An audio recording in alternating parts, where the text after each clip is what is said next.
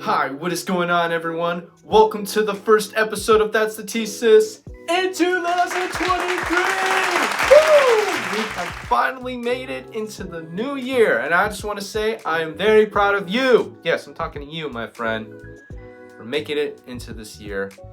If last year was a tough year for you, I am so sorry. I hope this year can be at least a bit better, just by a small chance, a bit better for you, and I hope it treats you well.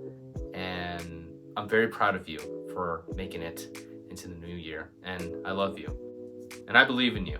I mean, come on, it's me. I've always believed in you.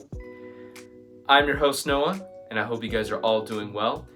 In today's episode, we're going to be talking about resolutions and why we should be making short-term goals instead of goals that expect way too much out of ourselves. So make sure you guys grab yourself some water or tea, grab yourself a comfy hoodie or blanket, and get cozy, because it's time. So without further ado, let's get into it. By the way, can we just take a moment to enjoy this display? I hope you guys love it. If the fire is too distracting for you, I will have it turned off. Just let me know in the comments, please. And I also got that dream neon sign from my mama. She gave it to me as a late Christmas gift, which I will totally accept late Christmas gifts, especially if it's from my mom. And we got a little bit of a cozy, warm fire. Don't get too close. It's hot. Anyways, resolutions. That is just another fancy schmancy word for saying goals. When we go into the new year, like this year, for example, the first thing that some people do is grab their journals or go on a Google Doc or Microsoft Word, whatever you write your stuff down, and they write these, what people call resolutions, and they make these types of goals that are way too high of expectations. For example, some people may write down, go to the gym more, but they may not have the energy to do it, they may not feel like it, and they just feel like they're not going anywhere with it.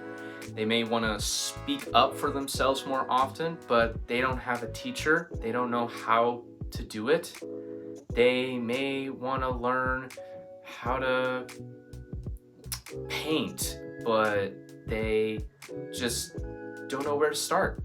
Just like, speaking up for ourselves. And anything people make of resolutions, they are expecting way too much of themselves. And then by the time we get to the end of the new year, they feel like they haven't accomplished their goals. And they feel terrible. They get down on themselves. And people shouldn't be expecting way too much out of themselves. People should be free. So, what I feel people should do is make short-term goals. They should make goals that don't make high expectations of themselves. What are some examples? Well, I'm glad you asked, my friend. One of the best examples that people can do, that they can start with, is making the bed every day after they wake up or a couple minutes after they've eaten breakfast. That is a perfect start, because does anybody really make their bed? I mean, some people may not even want to do it.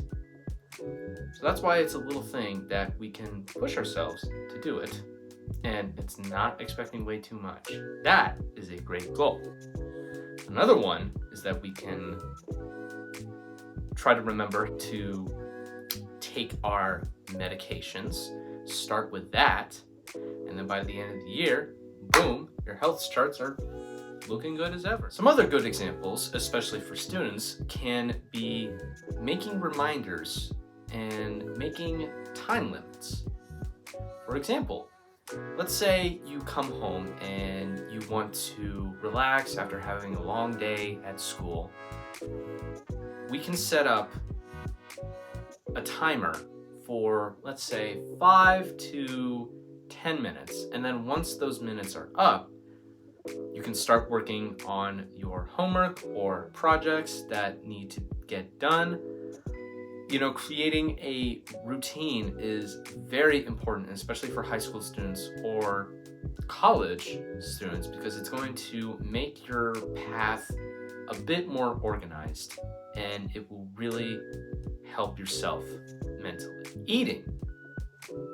Well, some people, especially for me back then, have a tough time trying to eat more healthy. How can we make a short-term goal of eating well, eating right? What can we do? Well, what we can do is start on portion controls. What do I mean by that? Let's say you're having a plate of chicken nuggets and fries. Instead of having 10 out of all foods, I picked that, I know. But hey, come on, those are really good. Let's say you've before had 10 pieces of chicken nuggets and you've had like a big amount of fries. You can start by dividing it and taking just 3 pieces of chicken nuggets and having a small hand of French fries. That is the best way to start eating right. And then you can start to find foods that have less calories, that has some good source of protein, carbohydrates, everything that is good for your body. Alrighty, everyone, that is going to be it for today's episode. In conclusion, at the start of a new year, we should be making short-term goals instead of resolutions that are expected way too much out of us.